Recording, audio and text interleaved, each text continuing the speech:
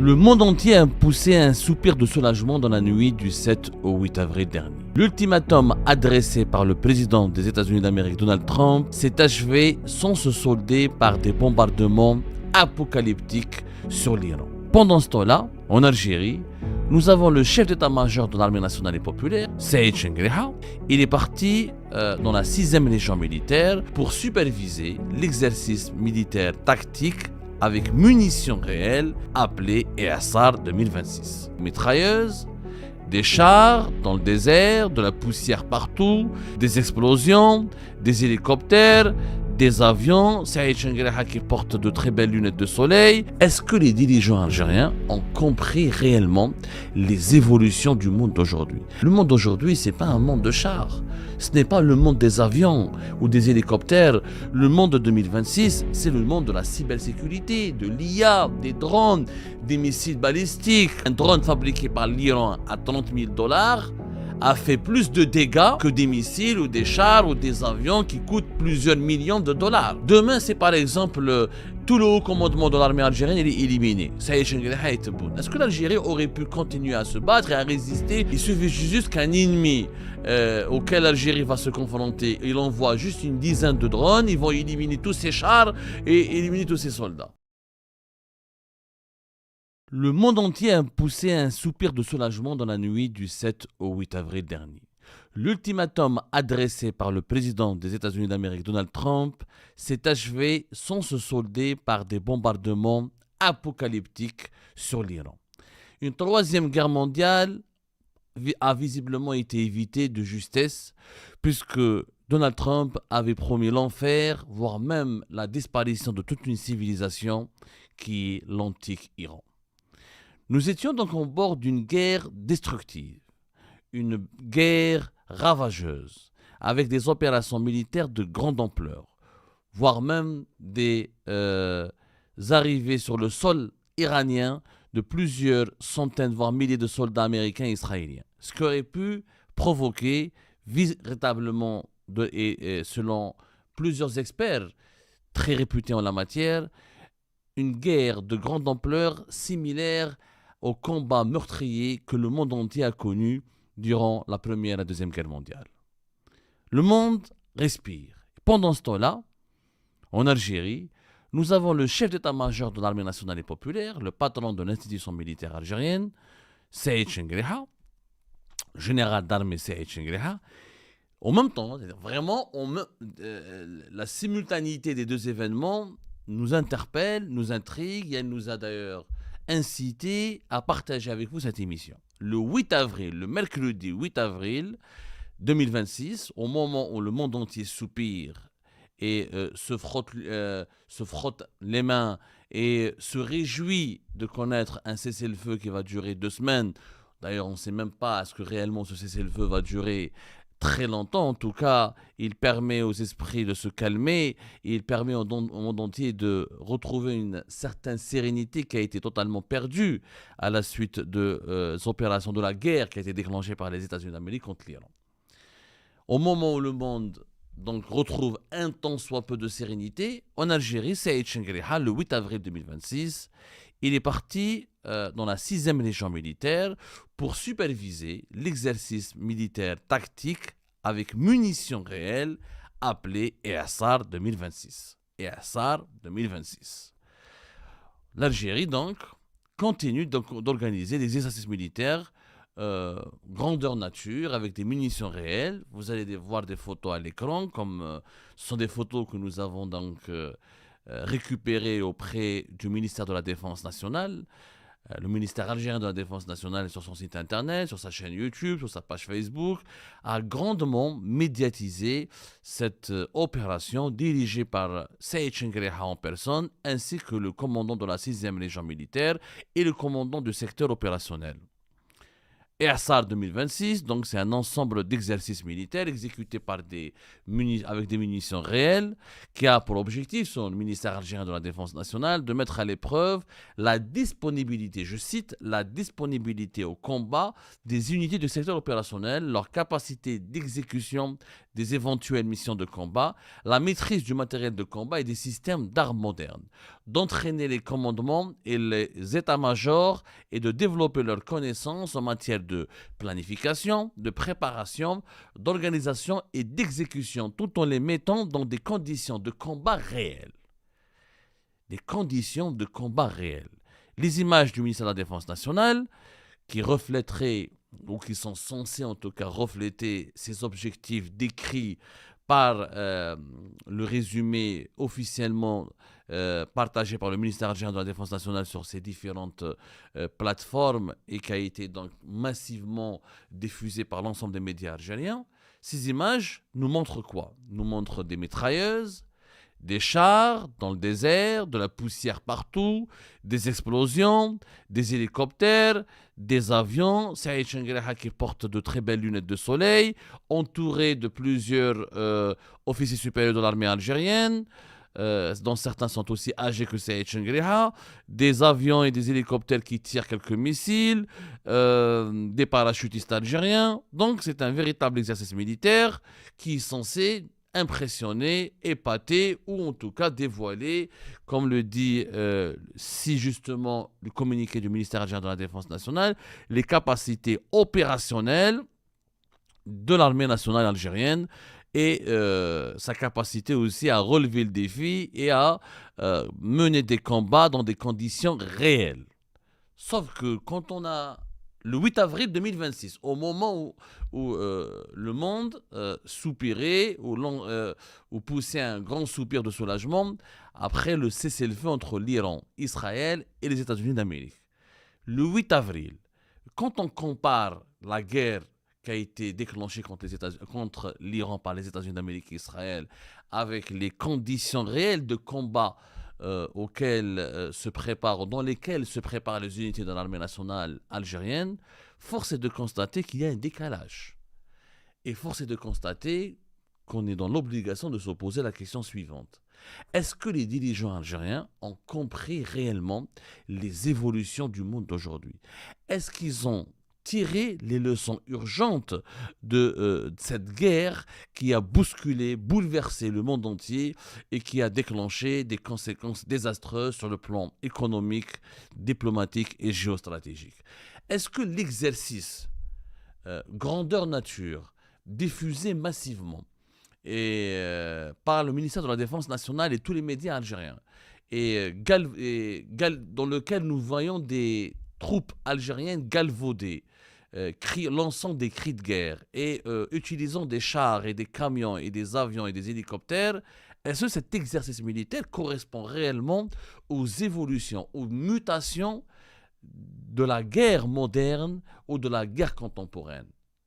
Est-ce que cet exercice est vraiment porteur de messages ou de réponses qui peuvent être rassurantes concernant la capacité de l'Algérie à préserver sa sécurité nationale? Je lance le débat et dans cette émission, je m'aventure à vous dire même que la réponse est malheureusement non. Pourquoi? Parce qu'aujourd'hui, la guerre entre l'Iran et les États-Unis d'Amérique et Israël nous a dévoilé un nouveau monde. Un monde dans lequel les forces armées se sont adaptées à des nouvelles formes de guerre. La guerre, elle a changé. La guerre telle qu'elle est décrite par l'exercice tactique ESAR 2026 n'a absolument rien à voir et ne ressemble en rien aux guerres que nous vivons, que nous subissons depuis la guerre entre l'Ukraine et la Russie, et notamment depuis que cette guerre a été déclenchée entre l'Iran et les États-Unis d'Amérique. La guerre d'aujourd'hui, ce n'est pas une guerre de chars, de sable, de parachutistes, d'hélicoptères, de missiles tirés par des avions.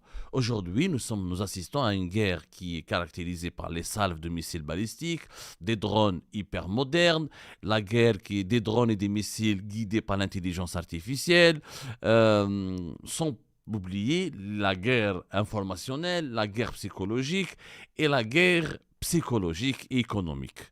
Si l'on prend les trois forces qui composent une armée, Les trois forces classiques, c'est les forces terrestres, aériennes et maritimes. On constate qu'aujourd'hui, au niveau des grandes puissances, et notamment à la lumière des leçons que l'on peut tirer de cette guerre qui a duré 40 jours pratiquement, entre les États-Unis d'Amérique, Israël et l'Iran, que les nouveaux systèmes de défense aujourd'hui s'orientent vers de nouveaux modes de technologie. Il s'agit de l'intégration de la cybersécurité, des technologies des drones, l'intelligence artificielle, l'utilisation des satellites, la résilience aussi économique, l'innovation ouverte, la production de masse de munitions, une cyberdéfense qui est renforcée pour protéger les infrastructures nationales et tout ce que nous avons vu dans cette guerre entre l'Iran et les États-Unis d'Amérique, on ne le voit pas dans cet exercice militaire grandeur nature qui a été présenté par les plateformes liées au ministère algérien de la Défense nationale comme étant des performances, comme étant une performance et un exploit grandiose. Or, il s'agit au contraire d'une démonstration d'un certain archaïsme, d'un certain sous-développement et, ce qui est encore plus inquiétant, d'un certain décalage entre les dirigeants algériens militaires et les dirigeants algériens tout court avec le monde d'aujourd'hui. Le monde d'aujourd'hui, ce n'est pas un monde de chars. Ce n'est pas le monde des avions ou des hélicoptères que nous connaissons et que nous avons eu l'habitude de voir sur les théâtres des opérations militaires lors des années 80 et des années 90 au début des années 2000. Le monde de 2026, c'est le monde de la cybersécurité, de l'IA, des drones, des missiles balistiques. C'est le monde aussi des guerres économiques et informationnelles.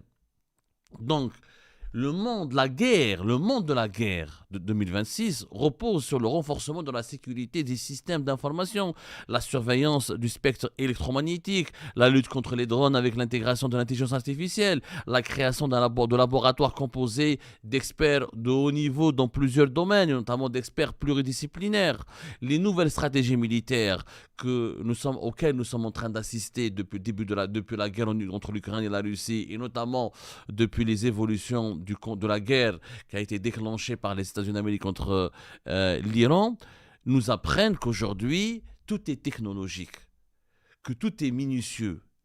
Il suffit d'un drone fabriqué par l'Iran à $30 000 a fait plus de dégâts. Il a produit des conséquences beaucoup plus bouleversantes lors d'un conflit militaire que des missiles ou des chars ou des avions qui coûtent plusieurs millions de dollars. On l'a bien vu qu'avec les petits drones iraniens, $30 000 pour les détruire, il faut utiliser un système de défense antiaérienne et des missiles qui coûteraient 3 à 4 millions de dollars. Les rapports de force sont totalement déséquilibrés, mais la terreur, elle est très équilibrée. Les guerres d'aujourd'hui sont des guerres de terreur. Ce ne sont plus des guerres de destruction. Je m'explique. Une guerre aujourd'hui peut opposer, comme dans le cas de l'Iran et des États-Unis d'Amérique, deux belligérants totalement distincts et avec des rapports de force totalement déséquilibrés. Les États-Unis d'Amérique sont largement supérieurs à l'Iran, largement supérieurs en termes d'équipement militaire, de puissance militaire, de budget militaire, etc. Mais l'Iran a tenu tête aux États-Unis d'Amérique. L'Iran ne s'est pas effondré. L'Iran n'a pas été outrageusement dominé. L'Iran n'a pas été vaincu. Pourquoi ? Parce que l'Iran a réussi à gagner le combat de la terreur à travers des drones, à travers des missiles balistiques, à travers des actions de propagande, à travers des actions en bombardant, en touchant des intérêts économiques, en ripostant par une guerre économique et informationnelle, et en utilisant des outils de défense, missiles balistiques, drones, assistés par l'intelligence artificielle, qui ont réussi à déstabiliser leurs adversaires. Et les États-Unis, Israël et leurs alliés dans les pays du Golfe ont été sérieusement déstabilisés. Les Israéliens, qui sont fortement bien équipés en termes de défense antiaérienne, ont par exemple jamais réussi à neutraliser 100% des missiles iraniens et des drones iraniens. Et plusieurs dizaines de morts en Israël ont été déplorés. Certaines sources bien informées, connaissant même le fonctionnement de l'État israélien, affirment que les bilans réels des victimes israéliennes est volontairement relativisé ou sous-estimé ou rabaissé pour ne pas s'avouer vaincu et pour ne pas s'afficher comme étant un pays qui a été fortement touché et qui a encaissé beaucoup de pertes matérielles pour préserver la belle image ou ne pas écorcher l'image d'Israël comme étant une puissance redoutable et une puissance indéboulonnable. Alors que dans la réalité, les pertes israéliennes seraient beaucoup plus importantes. Tout ça avec des missiles balistiques et des drones. L'Iran n'a pas utilisé les moyens que l'armée algérienne a montrés lors de son exercice tactique militaire dans la 6e région militaire. Il n'y a pas eu besoin de chars, il n'y a pas eu besoin d'utiliser des troupes, il n'y a pas eu besoin d'utiliser des avions, il n'y a pas eu besoin d'utiliser des parachutistes. Le monde d'aujourd'hui, il a complètement changé. Les systèmes de défense ont complètement changé. Et l'adaptation des systèmes de défense de l'Algérie aux mutations du monde d'aujourd'hui, aux mutations militaires, aux évolutions militaires, et cette adaptation, elle est d'une urgence absolue. Elle est d'une urgence absolue. Aujourd'hui, il faudra former peut-être les soldats, les militaires algériens à la maîtrise de l'intelligence artificielle, à la fabrication des drones à bas coût, mais qui peuvent être redoutables, qui peuvent être très efficaces, la cybersécurité. Voilà le monde de la guerre d'aujourd'hui. Ramener des missiles, faire crier, ramener des soldats, rouler dans le sable, prendre des chars, etc., et qui parcourent des dunes. Ce n'est pas ça la guerre. Ça, c'était la guerre du début des années 2000, la guerre du Golfe, 2003, les années 90. Oui, nous sommes en 2026. Les images que nous avons que nous recevions chaque jour, le flux d'informations qui s'abattait sur nous, les torrents d'images qui nous accablaient chaque jour lors de cette quarantaine de journées de guerre entre l'Iran et les États-Unis d'Amérique, nous ont appris qu'on n'a pas besoin d'une armée hyper sophistiquée, hyper bien équipée, hyper développée pour résister à de très grandes puissances militaires. Qu'il suffit de quelques drones, d'un peu d'intelligence artificielle, de missiles balistiques puissants et très précis, qui sont guidés par des technologies satellitaires ou des technologies numériques très avancées, et on peut faire mal à son adversaire, on peut faire plier son adversaire, et on peut l'obliger à négocier des compromis. Des compromis qui sont favorables aux plus fragiles et défavorables aux plus puissants. Donc le monde a changé. Les forces armées aériennes, maritimes ou terrestres ont besoin de se moderniser et de s'adapter à ce nouveau mode de combat qui n'est pas le mode de combat conventionnel que nous connaissons ou que nous avons connu depuis la fin de la Deuxième Guerre mondiale. Sauf que l'armée algérienne, à travers les images que nous vous avons montrées, et ce ne sont pas des images que nous avons créées nous-mêmes, ce sont des images qui ont été diffusées par le ministère de la Défense nationale. Encore une fois, que vous pouvez les retrouver sur son site internet et sur les différentes plateformes. D'ailleurs, vous allez les revoir, on va les faire défiler encore une fois sur les écrans. Ce sont des images d'une guerre conventionnelle, mais d'une guerre qui est dépassée, d'une guerre qui n'existe plus. D'une guerre qui n'existe plus aujourd'hui. Les caméras intelligentes pour détecter les menaces de faible signature, les radars sol-air, les drones, la modernisation des systèmes sol-air, l'interopérabilité entre les différents équipements de défense ou systèmes de défense. C'est fini, c'est ça le monde d'aujourd'hui. C'est fini utiliser un hélicoptère ou parachutiste ou un avion, un MiG, etc. Mais les MiG de la Russie, est-ce qu'ils ont pu permettre à la Russie d'envahir totalement l'Ukraine ou de dominer totalement l'Ukraine? Pas du tout. Au contraire, les avions chasse les plus supersoniques de l'armée américaine, est-ce qu'ils ont permis aux États-Unis d'Amérique de dominer totalement et de vaincre et d'infliger une défaite cruelle et définitive à l'Iran? Pas du tout. Pas du tout. Concernant les forces navales, on a vu que l'Iran, avec des bateaux de la taille, des petits bateaux de la taille d'une barque de pêcheurs, ils arrivent à immobiliser des navires entiers et à perturber l'économie mondiale. Donc, ça ne sert à rien d'avoir des grandes corvettes ou des grands sous-marins qui peuvent être neutralisés facilement par des grandes puissances militaires comme la Russie, la Chine et les États-Unis d'Amérique. Il suffit juste d'avoir des bateaux rapides par des mines maritimes, des mines anti-navires, ont provoqué l'une des crises économiques les plus importantes au monde. Donc, aujourd'hui, les systèmes de défense de tous les États du monde doivent s'adapter à des nouvelles réalités. Des réalités qui dépendent totalement de l'usage des technologies numériques, de l'intelligence artificielle et des petits équipements de combat maniables, pas coûteux et redoutablement efficaces comme les petits drones. Ces adaptations doivent donc reposer aussi sur un système de renseignement cohérent. Les armées d'aujourd'hui doivent savoir faire preuve d'une gestion stratégique de la nouvelle technologie, mais doivent aussi avoir des performances globales en termes de sécurité à travers des services de renseignement qui peuvent fournir les données les plus intelligibles, les plus intelligentes, les données les plus véridiques pour permettre aux unités de combat d'adapter leur manière de se battre à ces données. La puissance des services de renseignement est aussi un point clé des guerres d'aujourd'hui. On a vu comment les États-Unis d'Amérique et Israël, dès le premier jour de cette guerre contre l'Iran, ont pu décapiter tout le commandement du régime iranien. Pourquoi ? Parce qu'ils ont des services de renseignement très puissants qui ont obtenu l'information précise et détaillée sur l'emplacement physique de leurs cibles. Demain, c'est par exemple tout le haut commandement de l'armée algérienne est éliminé. Est-ce que l'Algérie aurait pu continuer à se battre et à résister comme l'Iran face à une agression militaire ? La question se pose.